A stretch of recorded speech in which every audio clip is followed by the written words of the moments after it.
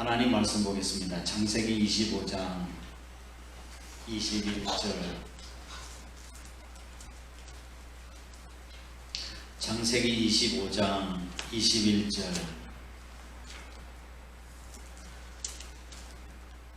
이삭이 그의 아내가 임신하지 못함으로 그를 위하여 여호와께 간구하매 여호와께서 그의 간구를 들으셨으므로 그의 아내 리브가가 임신하였더니 그 아들들이 그의 태 속에서 서로 싸우는지라 그가 이르되 이럴 경우에는 내가 어찌할꼬 하고 가서 여호와께 묻자온대 여호와께서 그에게 이르시되 두 국민이 내 태중에 있구나 두 민족이 내 중에서부터 나누이리라 이 족속이 저 족속보다 강하겠고 큰 자가 어린 자를 섬기리라 하셨더라.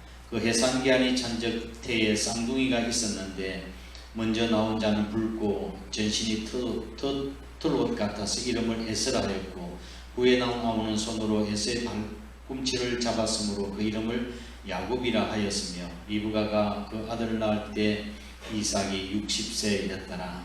아멘. 할렐루야. 옆에 보는 인사하겠습니다. 하나님이 당신과 함께 하십니다. 힘내십시오. 오늘 창세기 말씀을 드리려고 합니다. 창세기는 크게 두 파트로 나누어집니다. 1장에서 11장까지는 창조 사역에 대해서 말씀을 하고 있고 12장부터 마지막 50장까지는 족장 시대를 설명을 하고 있습니다. 창세기라고 하는 이름의 뜻은 태초에 제네시스 시작이라고 하는 뜻입니다. 시작. 창세기는 시작의 책이죠. 우주 만물의 기원도 그 다음에 인간의 기원 또한 죄와 문명의 기원 그리고 어떻게 하나님의 구속의 사역이 시작됐는가 하는 그 기원 또 언약에 대해서 언약을 통해서 인류에 대한 하나님의 영원한 그런 구원의 계획이 제시되어 있습니다.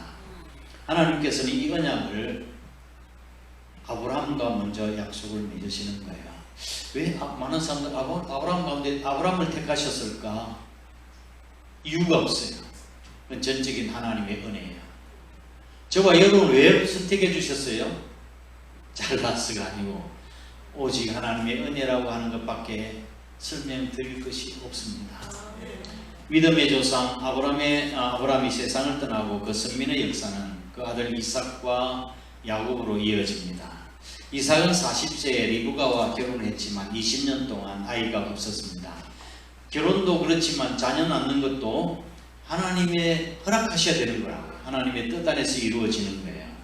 이삭은 그의 아내가 잉태하기를 간절히 기도했고 하나님께서는 그 이삭의 기도를 들으시고 그 아내가 잉태를 하게 되었습니다. 그런데 태중에 야단이 난 모양입니다. 야단이. 아마 여자분들은 좀 아시겠지만 배에서 막 발차기 하고 태권도도 하고 그러잖아요. 그렇죠? 복중에서 태아의 격렬한 요동에 리브가가 하나님 앞에 기도했습니다. 이게 왜 이래 너무 아프기도 하고 그래서 하나님께서 내 태중에 두 국민이 있구나. 두 민족이 내 복중에서부터 나누이리라. 이 족속이 저 족속보다 강하겠고 큰 자가 작은 자를 섬기리라 말씀했습니다. 그리하여 태어난 아이가 쌍둥이였습니다. 형에서 동생 야곱이었습니다. 자, 히브리 사회에 있어서는 맏아들이 여러 가지 특권을 누립니다. 특권. 이걸 이끌어서 장자권이라고 이야기합니다. 우리나라에도 그런 게 사실 있죠. 장자에게 이제 제사할 수 있는 권위를 그거를 주죠. 그러면서 그 지분도 많이 주는 거 아닙니까? 모세는 신명기에 장자권의 특권을 기록하고 있는데 특별한 아버지의 특별한 축복과 여러 가지 권리와 함께 또 거룩히 구별된 아들이라고 모든 초태생은 하나님의 것이라고 이야기하고 맏아들을 그렇게 하나님께서 성별을 했습니다. 그리고 만약에 제사장이면 그 맏아들은 아버지의 뒤를 이어서 제사장이 될 수 있었고 맏아들은 그 아들들에게 재산을 분배할 때 맏아들은 다른 형제들의 2배나 되는 상속을 받았습니다. 또 아버지의 권위와 위엄을 권리를 승계했습니다. 다른 형제들과 달리 맏아들의 장자권 축복은 영적으로 정신적으로, 물질적으로 큰 축복이었습니다. 그런데 지금 맏아들이 누구였습니까? 에서였는데 에서가 장자권의 축복을 받아야 되지 않겠습니까? 그런데 그 장자권의 축복을 누가 받은 거예요? 야곱이 받은 것입니다. 왜 축복의 상속자가 야곱입니까? 오늘 설교의 제목이 뭐죠? 시작! 왜 둘째 아들 야곱입니까? 그것은 전적인 하나님의 뜻이고 섭리이겠지만 하나님께서 왜 야곱을 상속자로, 축복의 상속자로 삼으셨을까? 하나님께서는 우리가 태어날 때부터 우리의 체질과 기질과 성질과 성품을 다 알고 계시는 분이시죠. 그래서 저는 큰아들 에서가 아니고 둘째 아들 야곱을 택했다고 봅니다. 하나님께서 왜 야곱을 선택하셨을까요? 한마디로 그는 하나님의 마음이에요. 하나님의 마음이에요. 그렇지만 저는 성경을 통해서 왜 하나님께서 둘째 아들 야곱을 선택하셨을까 하는 그 이유를 성경을 통해서 유추해 보려고 합니다. 첫 번째, 왜 둘째 아들 야곱입니까? 열정 때문이었습니다. 열정. 우선 야곱의 삶을 잘 관찰해 보면 영적 축복을 삼하는 열정이 있었다는 것을 발견하게 되어집니다. 어머니 복중에서 에서와 야곱이 서로 티격태격한 것 같습니다. 22절 말씀이 설명을 하고 있죠. 22절 읽겠습니다. 시작. 그 아들들이 그 태 속에서 서로 싸우는지라 그가 이르되 이럴 경우 내가 어찌할꼬 가서 여호와께 묻자는데, 자, 태중에서 서로 티격태격 싸웠습니다. 이때 태중 안에서 맏아들과 그 다음에 둘째 아들이 정해졌을까요? 안 정해졌을까요? 잘 모르시네요. 그렇죠? 자, 태중에서 모태에서 맏아들과 그 동생이 결정 안 되었을까요? 안 되었을까요? 안 되었지. 먼저 나오는 애가 뭐 병이지, 그렇지 않겠어요? 그래서 조그만 엄마 앞에서 링 안에서 격투기를 벌인 것 같습니다. 태권도도 하고 이단 발차기도 하고 내가 먼저 나가겠다고 했던 것 같아요. 네. 먼저 나온 아이가 격이 되고 그 다음 나온 아이가 동생이 되니까요.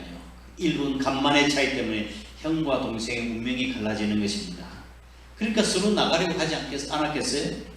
에서가 먼저 나오려고 하는데 동생이 에서의 발을 발꿈치를 잡았다. 그래서 그 이름을 뭐라고 그랬어요? 야곱이라고 이야기한 거죠.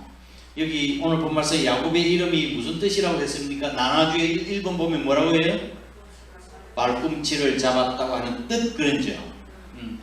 내가 먼저 안 보내주겠다고 잡아 당긴 거예요. 야곱은 태어날 때부터 하나님의 영적 축복을 삼하는 열정이 있었던 것 같습니다. 꼭 재산이나 상속이나 형이 갖는 권위 때문이 아니라 하나님의 축복을 받고자 하는 열정 때문이었습니다. 저도 남한테 지기 싫어하는 열정을 가지고 태어난 사람입니다.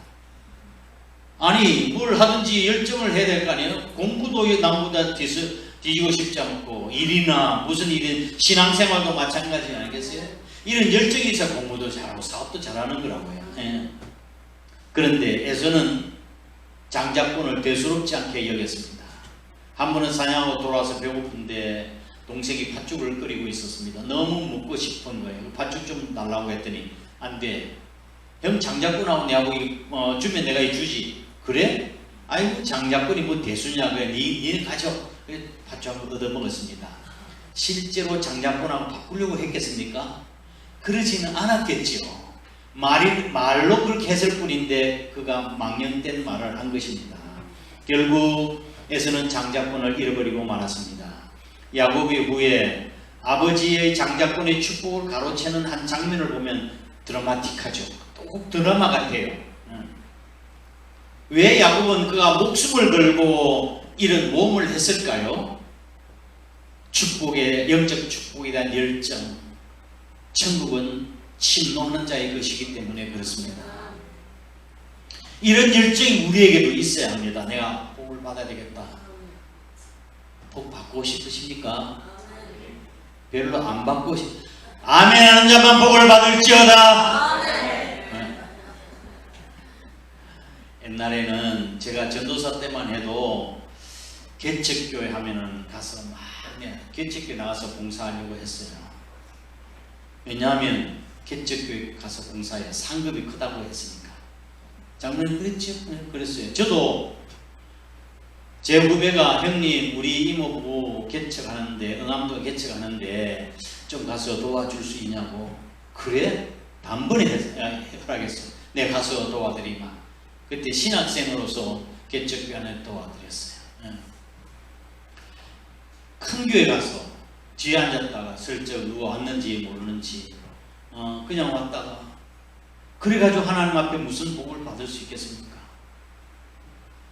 피땀 흘리고 애쓰고 노력하고 그것이 하나님 오시기에 귀한 상급이 될 수 있지 않을까요? 네. 영적 축복에 대한 좀 더 관심과 열정을 가졌으면 좋겠습니다.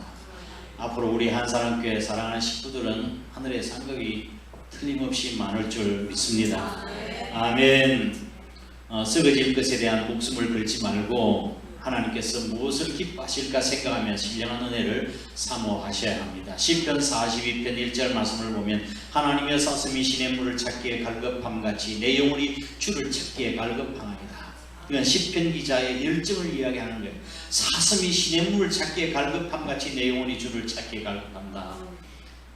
팔레스타인 지방 건기가 되어지면 비가 한 방울도 안 내립니다. 물을 찾을 수가 없어요. 임신한 이게 사슴이 아기를 낳아야 되는데 물을 찾아 먹지 못하면은 사슴은 죽는 거라고요. 그래서 목숨을 걸고 시냇물을 찾아다닙니다. 찾아다니다가 못 찾으면 죽는 거죠. 며칠 어제 아래가에 TV를 보니까 아프리카 사람들이 가뭄으로 소가 말라 죽어가는 모습을 보고 너무 그 주인이 안타까운 모습을 물을 조금 떠다가 그 입에 부어주고 코에 부어주는데 뭐 이러다 푹 쓰러지고 그냥 죽었더라고요. 이게 얼마나 이게 주인의 마음이 안타까웠겠습니까? 또한 물이 있는 곳에는 사슴만 물을 찾아가겠습니까? 다른 모든 짐승들도 다 찾아가지 않겠습니까? 그렇게도 보면 그 안에 맹수도 있고 맹수들의 사냥의 표적도 되고 사냥꾼의 표적이 될 수도 있는 거죠. 그럼에도 불구하고 목숨을 걸고 주를 찾게 갈급한다고 하는 시편 기자의 고백과 같은 것입니다. 요즘 치열하고 각박한 경쟁 사회 속에서 살아가는 사람들의 중요한 키워드가 뭘까요? 중요한 단어는 단연 아마 열정일 것입니다. 열정. 대학 졸업생들의 살인적인 취업 경쟁, 앞날을 장담하기 힘든 직장인들이 살아남기 위해서 요구되는 것은 남다른 열정을 가지고 또 노력하는 것밖에 없는 거죠. 그래서 직장 퇴근하고 난 뒤에 학원 가서 영어도 공부하고 다른 것도 공부하고 있는 거라고요. 요즘 사람마다 핸드폰을 다 가지고 있습니다. 핸드폰 없는 사람이 없지요. 과거 유선전화를 사용하던 것과 비교해 보면은 비교 불가해요. 어떻게 그때는 살았는가? 진짜 내가 시골에 있을 때는 시골 이장님이 이거 아무개 너 전화 왔습니다 하면 막 쫓아 뛰어가지고 내가 교회에서 끝까지 뛰어가지고 전화 받고 그랬었습니다. 전화기가 없었습니다. 이렇게 편리한 핸드폰도 충전기가 없으면 사용할 수가 없습니다. 핸드폰이나 전자제품의 에너지 공급원이 뭐죠? 그게 충전기예요. 배터리. 일반적으로 물체가 그 상태를 바꾸어서 다른 물체에 일을 할 수 있는 영향을 미치는 상태에 있을 때 그것이 그 안에 에너지가 있다고 이야기합니다. 에너지가 없으면 움직이고 또 작동할 수가 없는 것입니다. 살아 움직인다고 하는 것은 다른 말로 하면 그 속에 에너지가 있다고 하는 뜻입니다. 사람도 마찬가지입니다. 신체적인 에너지가 있어야 활동을 할 수 있죠. 사람들이 번아웃 된다고 이야기합니다. 기력이 다 빠져버리면 움직일 수가 없어요. 신체 에너지가 있어야 활동할 수 있는 겁니다. 그러나 사람이 기계와 다른 점은 신체 에너지 그 이상의 것이 필요한데 그것이 다름 아닌 열정입니다. 신체 에너지보다 더 큰 동력은 열정이에요. 신체 에너지가 있지만 열정이 없는 사람은 살아있는 사람이라고 말할 수가 없습니다. 그 사람은 살아있으나 죽은 사람과 마찬가지. 저 신체적인 에너지는 있어요. 그런데 산소호흡기를 끼고 있다. 살았습니까? 죽었습니까? 살아있지만 죽은 거 마찬가지예요. 우리 안에 열정이 있어야 합니다. 열정엔 나이가 없고 학력도 없고 아무리 써도 마르지 않는 샘물과 같은 것이 열정입니다. 이 열정만 있으면 이 세상에서 극복하지 못할 일이 어디에 있겠습니까? 평생을 한 가지에 몸바쳐 몰입해서 열정적으로 그 길을 가는 사람들은 나중에 언젠가는 그 분야에 있어서 그 사람을 일컬어서 거장이라고 부릅니다. 거장. 그런 의미에서 오직 예수, 오직 복음, 영혼 구원을 위해서 마지막 순간까지 달려갔던 사도 바울은 영적 거장은 틀림이 없습니다. 우리도 사도 바울처럼 오직 복음과 구원의 열정이 불타올랐으면 좋겠습니다. 아멘. 두 번째, 왜 둘째 아들 야곱입니까? 영적 축복에 대한 열정이 있었을 뿐만 아니라 일에 대한 열정도 있었습니다. 일에 대한 열정. 그는 바단 아람 라반의 집에 가서 그 라반의 딸 라헬을 위해서 라헬과 결혼하기 위해서 무려 14년 동안이나 머슴 생활을 했습니다. 그리고 자기 양을 칠 수 있을 정도로 부자가 됐지만 외삼촌 라반이 10차례나 속에서 재산을 몰수당했어도 언제나 하나님은 야곱 편이었습니다. 물론 야곱이 복을 받은 것은 궁극적으로 하나님께서 함께 하심이었지만 야곱은 일에 대한 열정, 야곱의 열에 대한 열정도 무시할 수가 없는 거라고 해요. 그가 나중에 뭐라고 고백했습니까? 그는 낮에는 더위와 싸우고 밤에는 추위와 싸우고 눈붙일 겨를이 없이 지냈다고 그는 고백했습니다. 우리는 일에 대한 야곱의 열정과 전문성을 우리도 배워야 합니다. 우세군 역사상 개인으로서 최고의 헌금을 낸 사람이 있습니다. 그 사람이 1120억을 기부했는데 맥도날드라는 사람입니다. 맥도날드는 본래 종이컵 행상을 했습니다. 팔아모은 돈으로 시카고에서 햄버거 감자튀김 장사를 시작했습니다. 그래서 빵이 가장 맛있게 익는 온도와 고기를 가장 부드럽게 익히는 방법을 자꾸 연구하고 매물을 꼼꼼히 했습니다. 이 연구를 통해서 1955년 맥도날드를 설립해서 세계적인 기업이 되었습니다. 그의 나이가 52세였습니다. 맥도날드는 현재 111개 국에 있어서 24,500개의 지점을 매장을 가지고 있습니다. 자산 가치는 약 330조를 가지고 있다고 그럽니다. 중년의 고개를 넘어 창업을 한 그의 성공의 비결은 무엇이었을까요? 맥도날드의 경영의 철학은 열정과 경험이라고 이야기합니다. 열정과 경험. 그분은 그 직원들에게 늘 이런 말을 했습니다. 사업가에 있어서 필요한 것은 박사학위가 아니라 열정이다. 음식을 직접 만들고 배달한 사람만이 앞으로 회사의 중력이 될 수 있을 것이다 라고 이야기했습니다. 능력도 중요하지만 지식도 중요하지만 열정이 능력보다 더 중요하다는 말입니다. 지금도 맥도날드는 밤 11시에 문을 닫지만 직원들은 2시에 퇴근을 한답니다. 모든 기계를 뜯어서 소독하고 재조립하기 때문입니다. 이들은 고객을 감동시키기 위한 열정으로 일을 한다고 합니다. 맥도날드가 우리에게 주는 감동이 몇 가지가 있습니다. 첫째, 햄버거 하나로 세계를 정복했다고 하는 것. 그 두 번째, 맥도날드 창업자가 50세가 넘어서 창업했음에도 불구하고 세계적인 기업이 되었다고 하는 점. 세 번째로는 학력이나 실력이 아닌 경험과 성실을 중시하는 인사정책이었다고 하는 것. 그런데 이보다 더 중요한 것은 바로 맥도날드의 성공이 열정의 산물이라고 하는 것입니다. 열정이라고 하는 단어의 영어가 뭔가 하면 enthusiasm입니다. enthusiasm. 열정이라는 단어예요.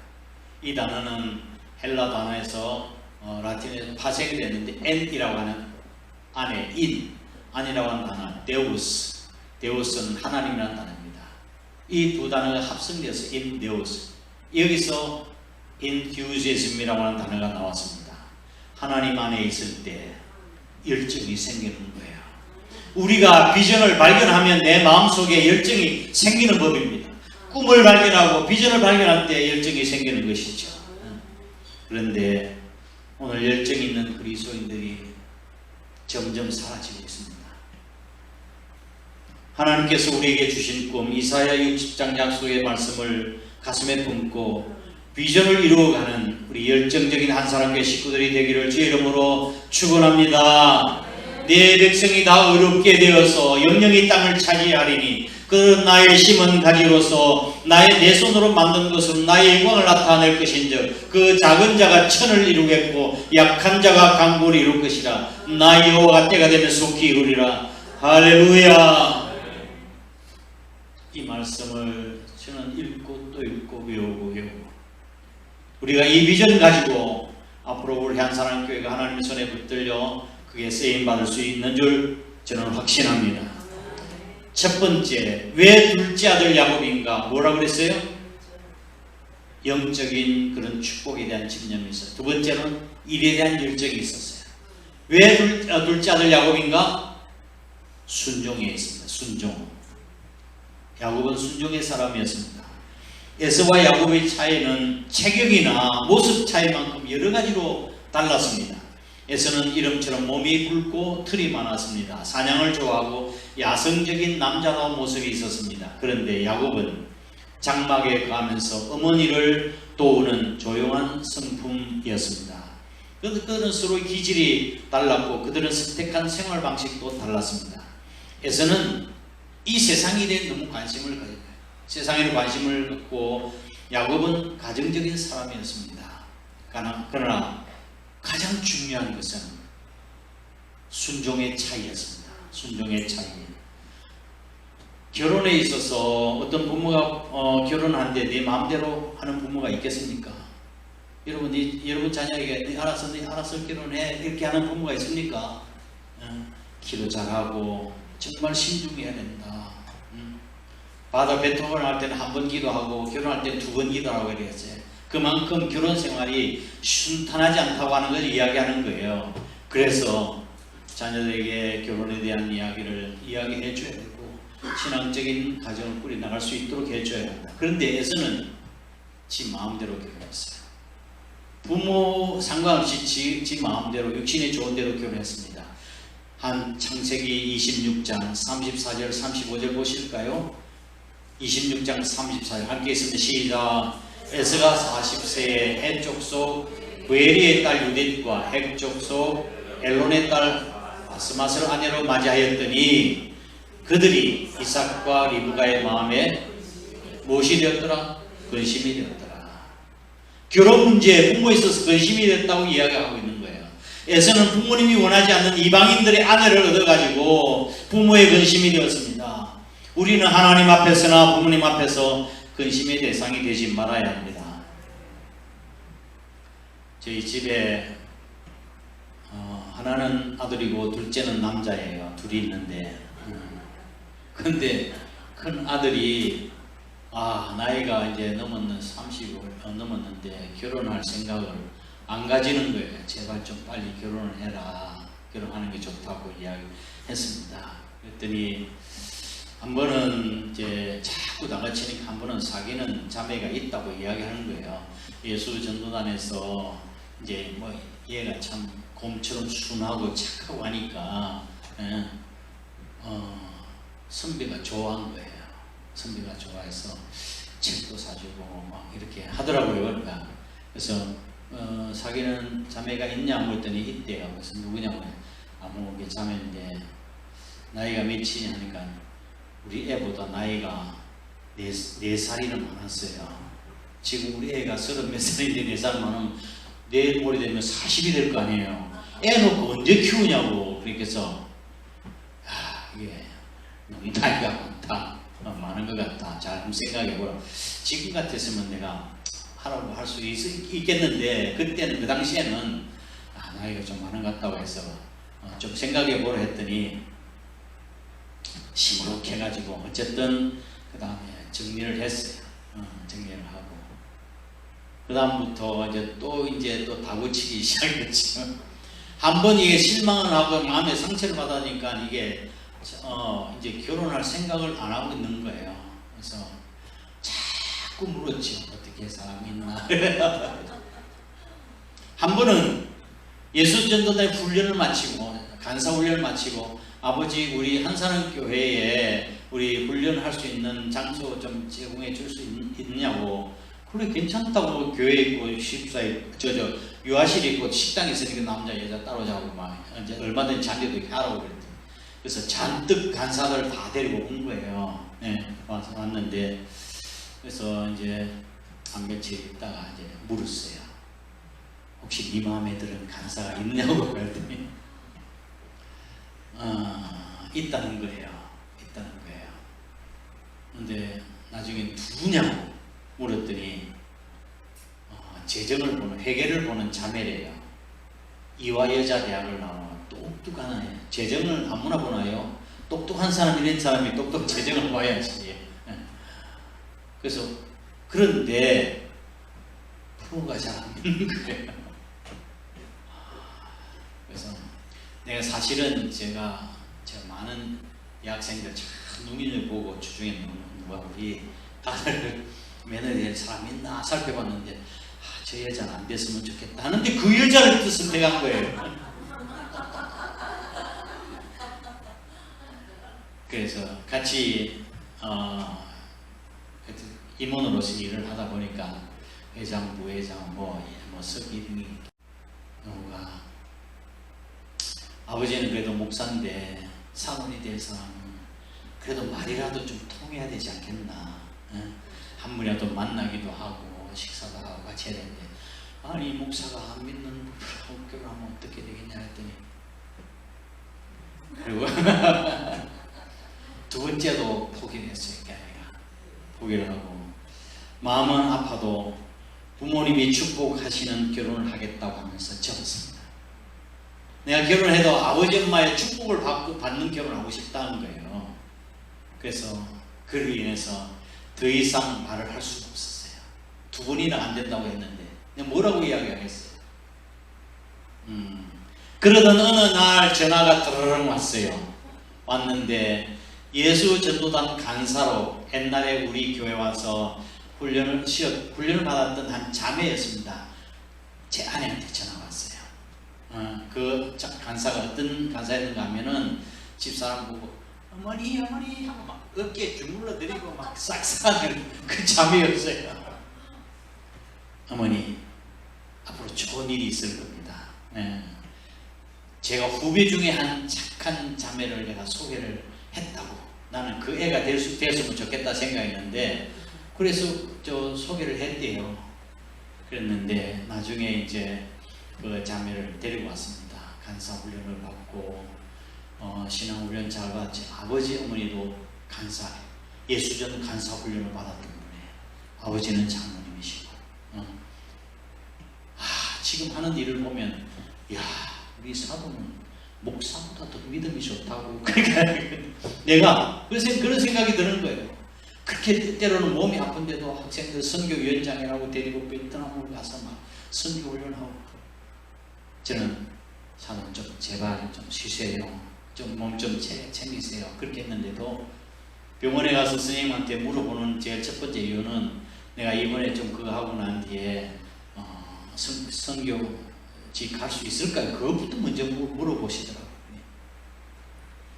가정의 훈련이 잘 된 자매를 며느리로 얻었습니다. 너무너무 감사해요.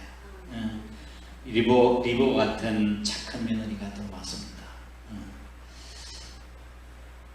자녀들 결혼 문제에 대해서 기도를 많이 하셔야 돼요. 하나님께서 잘나고 똑똑하고 힘세고 지위가 높은 사람들보다도 약하고 가난하고 낮은 사람을 더 좋아하는 이유가 하나님 있으실까요? 있습니다. 무엇일까요? 순종을 잘하기 때문에 그렇습니다. 순종이 제일이에요. 똑똑하고 배우고 잘났다고 하는 순종이 잘 안 되는 거예요. 자기 생각과 주장이 강하니까. 믿음의 장자는 순종하는 사람이고 순종하는 사람을 하나님께서 장자로 쓰시는 줄 믿으시길 바랍니다. 우리는 주님을 믿는 순간 우리는 순종의 학교에 입학하는 것과 또 마찬가지예요. 내가 예수님 믿는다고 하는 뭐예요? 순종의 학교에 입학한 거라고 해요. 예수님 뭐라고 말씀하시면 예 알겠습니다. 나를 따라오너라 내가 너희로 사람은 어부가 예수님께서 말씀하신 대로 예수님은 우리의 주인 아닙니까? 순종의 학교에 입학하는 건 마찬가지라고요. 순종의 학교에서 순종을 배우고 또 훈련을 받아 믿음의 승리자로 세워지는 줄 믿으시기를 바랍니다. 그 순종의 모델이 바로 우리 주 예수 그리스도이십니다. 우리 주님은 하나님 말씀에 순종하여 이 세상을 구원하시는 것입니다. 미국 초대 대통령이 누구죠? 조지 워싱턴 대통령이 어머니의 생신날에 사람들을 초청해서 외교관들을 다 초청해서 생일잔치를 베풀어 드렸습니다. 거기에 초청된 프랑스 외교관 한 명이 대통령 어머니에게 어떻게 저렇게 훌륭한 아들을 낳았느냐고 물었답니다. 어떻게 저렇게 훌륭한 아들을 낳았느냐고. 그때 어머니가 이렇게 대답했다고 합니다. 나는 그에게 하나님께 순종하라고 가르친 것밖에 없습니다. 나는 그에게 하나님께 순종하라고 하는 것밖에 가르친 것이 없다고 했습니다. 순종하였더니 하나님께 순종하였더니 머리가 되고 뛰어나게 되었다는 대답이에요. 그것이 신명기 28장 말씀 아닙니까? 내 말을 듣고 순종하면 머리가 되고 꼴이 되지 아니하리라. 성읍에서도 복을 받고 들에서도 복을 받으며 내 몸의 자녀들이 복을 받고 내 토지 소산이 복을 받고 소와 양의 새끼들이 복을 받고 양주라 떡반죽 그릇이 복을 받고 나가도 들어와도 복을 받으리라. 할렐루야. 이게 바로 순종에 대한 축복 약속 아닙니까? 말씀을 정리합니다. 프랑스의 지성 장 콕토가 세상 사람들을 향해서 질문을 던졌습니다. 만약에 당신의 집에 불이 났다고 한다면 제일 먼저 무엇을 가지고 꺼내 가지고 오겠습니까? 라고 물었습니다. 집에 불 났다고 하면 제일 먼저 뭘 가지고 나올 것 같아요? 통장, 돈, 집 문서, 보석. 어떤 사람들 대답은 각양각색이었습니다. 자기의 주관심사였던 것에 따라서 대답을 한 거죠. 그런데 장콕도의 대답은 특이했습니다. 자신의 대답은 나는 불을 갖고 나오겠다고 이야기했습니다. 불을 갖고 나오겠다. 그건 불을 갖고 나온 다음에 불이 꺼진다고 하는 의미가 아닙니다. 불은 무엇이든지 닿으면 열을 전도시키고 태울 수 있는 그 뜨겁고 도전적인 불의 열정을 가지고 나오겠다고 그런 대답을 했습니다. 성공한 사람들은 한결같이 이런 불의 열정을 지녔다는 점입니다. 유명한 성공학자 폴 마이어 박사는 이렇게 이야기했습니다. 파브로는 곤충에 미쳐 있었습니다. 포드는 자동차에 미쳐 있었고 에디슨은 전기에 미쳐 있었습니다. 지금 나는 무엇에 미쳐 있는가 점검해 보십시오. 왜냐하면 당신이 미쳐 있는 그것이 반드시 실현되기 때문입니다. 라고 이야기했습니다. 나는 무엇에 미쳐 있는가? 저는 오래전부터 이제 특별히 이번 주 안에 누가복음 12장 49절에 내가 예수님께서 하신 말씀, 내가 불을 던지러 왔다. 내가 불을 던지러 왔다. 이미 너에게 붙었으면 내가 무슨 말을 하겠느냐 라는 말씀이었습니다. 이 말씀이 한동안 제 마음을 떠나지 않았습니다. 제 마음에 열정이 식어가는 모습을 보면서 굉장히 마음이 아프고 슬펐습니다. 전에는 지칠 줄 모르는 열정 가지고 일했습니다. 하나님께서 기뻐하시는 일이 온다면 이라 생각하면 무서움 없이 밀고 나갔습니다. 과거에도 그렇고 그랬습니다. 최근에도 전례 없는 교회 부흥이 일어났지만 이건 아니다 싶어서 모든 것을 다 내려놓고 기득권을 포기하고 정말 하나님이 기뻐하시는 건강한 교회를 위해서 개척을 시작했습니다. 아무것도 없는 상태에서 우리 가운데 뭐 부자가 있었습니까? 억대 부자가 있어 돈을 내놓긴 했습니까? 그런데도 불구하고 이 건물을 12억에 가까운 돈을 매입하고 교회 토목공사와 지역 확장하면서 교회 확장과 지경을 넓혀 지금까지 왔습니다. 그런데 지금 저는 지치고 열정이 식어졌습니다. 목사가 열정이 식어지니까 교인들도 열정이 식어진 것 같아요. 목사가 열정이 없는데. 다시 한번 우리 성도들은 다시 열정을 한번 회복할 수 있었으면 좋겠습니다. 분위기가 바뀌어져야 되겠구나 하는 생각이 들었습니다. 다시 한번 모든 걸 하나님 내려놓고 하나님 앞에 기도하기 시작했습니다. 영적 축복에 대한 열정, 자신의 주어진 일에 대한 열정, 그리고 순종, 이 세 가지가 왜 둘째 아들 야곱인가 하는 것에 대한 해답입니다. 영적 장자권의 축복의 주인공이 될 수 있기를 주님의 이름으로 축복합니다. 다 함께 일어나셔서 620장 찬송드리겠습니다.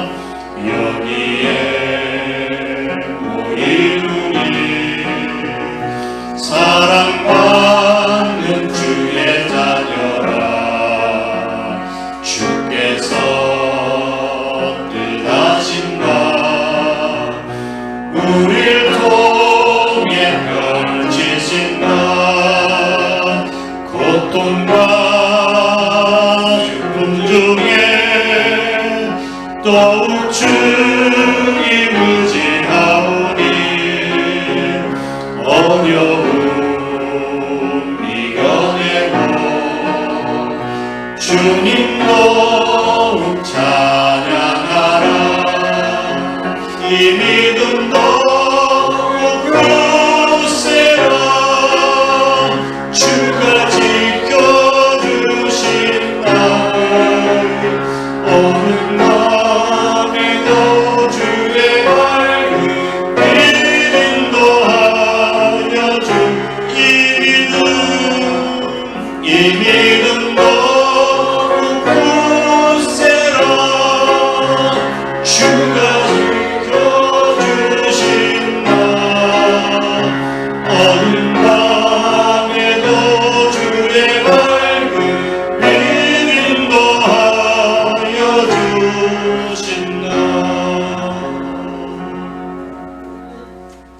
시간도 함께 기도하겠습니다. 하나님, 우리 마음에 식어져가는 이 열정을 회복할 수 있게 해주옵소서. 살아있으나 의미 없는 삶을 살아가는 저희들 되지 않게 하시고, 신체적인 열정보다도 신체적인 에너지보다 더 큰 열정을 가지고 주님 섬기라 하게 달라. 우리 교회 부흥을 위해서 다 함께 주의 3장부로 기도하겠습니다. 주여, 주여, 주여. 하나님 아버지 은혜와 사랑을 감사드립니다. 오늘도 아버지 하나님 험한 세대를 살아가는 저희들에게 다시 한번 우리가 해야 할 일이 무엇인지, 우리가 어떤 아버지의 영적 개성을 이어받고 하나님의 영광을 위해서 살아가야 할 것인가를 깨닫게 하여 주신 것을 주님 감사드립니다. 세례요한 때부터 지금까지 천국은 침노를 당하나니 침노한 자는 빼앗느니라고 예수님께서 말씀하신 것처럼 열정과 집중의 사람인 야곱처럼 우리도 최선을 다하는 모습으로 살아갈 수 있는 저들 될 수 있도록 인도하여 주옵소서. 왜 첫째 아들 예스가 아니고 둘째 아들 야곱인가 하는 이유를 꼼꼼히 생각해 볼 수 있는 저들 될 수 있도록 인도하여 주옵소서. 야곱과 같은 우리 마음속에 영적 은혜를 삼하는 열정이 있게 하여 주시고, 우리가 모든 축복의 주인공이 되어야 되겠다는 마음의 결단 가지고 살아가게 하시고, 또한 죄에 맡긴 사명에 아버지 최선을 다하는 일에 대한 열정이 있게 하여 주시고, 하나님 말씀에 순종하는 삶을 살아서 하나님이 주신 축복을 누리고 살아갈 수 있는 저들 될 수 있도록 인도하여 주시옵소서. 영적 장자권의 축복의 주인공이 되기를 소원합니다. 하나님 저를 붙들으시고 내려가여 주옵소서. 저의 마음속에 식자는 뜨거운 열정들 주님 허락하여 주시고, 이 마지막 제절을 통해서 하나님의 의를 이루며 하나님의 영광을 드릴 수 있도록 하나님 도와주시며 은혜를 베풀어 주시기를 주님 간절히 원합니다. 우리 한사람교회 부흥을 위해서 기도합니다. 한사람교회는 나의 심은 가지로서 영영이 땅을 차지하리니 아버지 하나님 그들의 나의 영광을 나타낼 것인저 그 작은 자가 천을 이루어 그 약한 자가 강물을 이룰 것이라. 나의 영광자가 되면 속히 이루어가 약속해 주신 말씀처럼 우리 한 사람을 통해서 수많은 영혼들이 구원받고 돌아오는 역사가 있을 수 있도록 하나님이 역사하여 주시고 축복을 더하여 주시기를 간절히 빌원합니다. 그동안 우리의 처음 믿었던 그때의 열정과 감격 아버지 하나님 그 마음을 잃어버리지 않게 하시고 첫사랑을 회복해 나갈 수 있는 저희 모두가 다 될 수 있도록 하나님 역사하여 주옵소서. 이 나라의 민족도 하나님께서 기억해 주시고 이 민족의 자비와 긍휼을 베풀어 주옵소서. 이 민족에 부신 하나님의 사랑과 놀라운 뜻과 승리가 계심을 믿고 한국교회가 나라 민족을 위해서 열심히 기도할 수 있도록 인도하시고 이 땅의 정의와 공의 하수처럼 흐르는 민족 될 수 있도록 인도하여 주옵소서. 아버지 하나님 특별히 지금 세계가 아버지 하나님 여러가지 아버지 하나님 갈등과 어려움 가운데 정말 냉전 시대 신냉정 시대가 오고 있는 이때입니다. 하나님 이 민족의 지혜를 주셔서 이 땅에 다시는 전쟁의 비극이 나지 아니하도록 하나님께서 역사하여 주시고 축복을 주님 허락하여 주시옵소서. 하나님께서 주신 은혜를 따라 정말 하나님의 영광을 위해서 살겠다는 믿음 가지고 일어섰습니다.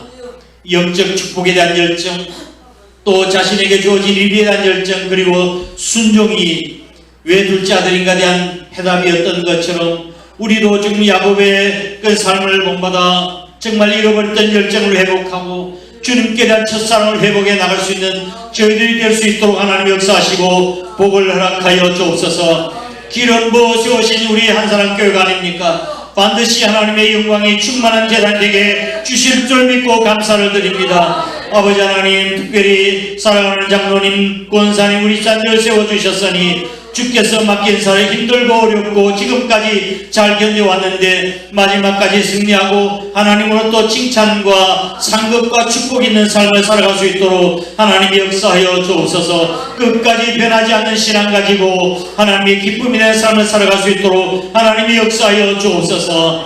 아버지 하나님 이 시간에 외나는 식구들 군에가 있는 귀한 아들들 부독에서 출탄 가운데 있는 성도들 찐병상에 있는 식구들 아버지 하나님 어느 곳에 있든지 하나님께서 눈동자같이 지켜 보인도하여 주옵소서. 아직까지도 해결되지 못한 문제를 가지고 하나님 앞에 기도하는 우리 사랑하는 성도도 있습니다. 저의 기도 들으시고 응답하여 주옵소서. 복을 허락하여 주옵소서. 회복시켜 주옵소서. 치유하게 하여 주옵소서. 능력 있게 하여 주시옵소서. 오늘도 거룩한 주일을 예배를 위해서 예수가 수고한 숨은 종들, 교회를 청소하고 강단을 미화시하고 아버지 하나님 주의 종들을 섭고 섬기며 또 성들의 차량을 공급하고 봉사하고 수고하는 그 숨은 봉사 다 주님께서 기억하시고 우리 피아노 반주와 또 예배 아버지 하나님 영상팀들 온 식구들에게 하나님의 크신 은혜와 축복이 임하도록 복을 더하여 주옵소서. 예수님 돌아가신 이름으로 간절히 축복하고 기도드리옵나이다. 아멘.